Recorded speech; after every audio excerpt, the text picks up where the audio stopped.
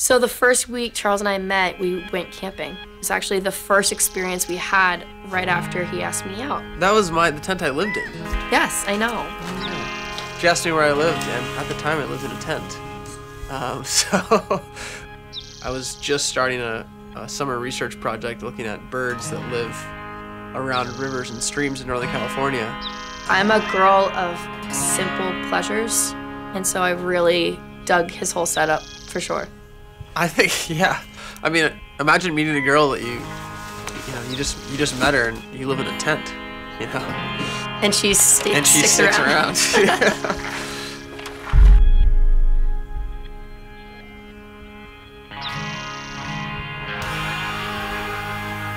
One of the things I love about driving north is that you see how rain affects the landscape.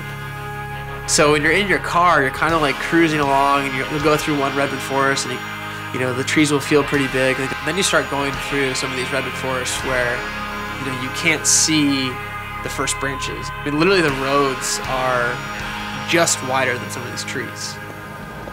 It's insane. It's so special.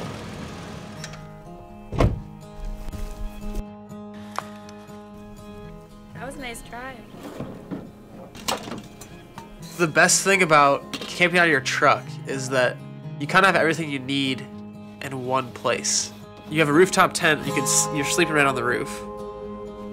You can flip the tailgate down and cook on the back. Or kind of organize gear, pack your day bag. How good this is. You need to be mobile, you can just kind of like tuck everything back together and, get on your way. So the more I travel, the more I realize home is such an important feeling for me. And camping definitely is a time that I really like to bring my home outside and make home in nature. There's a few things that we always bring with us when we go camping. Hammock, because it's the best place to kick your feet up after a long day. Binoculars. There's a lot to see out there. Start looking.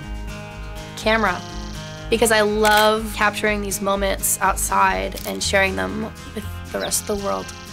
Field guide. There's a lot of birds to see. I don't know them all, so it's nice to have a little pocket reference in the backpack. Spork. A fork and a spoon in one. Genius. When you go into a redwood grove, especially an old growth redwood grove for the first time, oh man, it's really humanizing for sure, and it puts life in perspective because we are so small.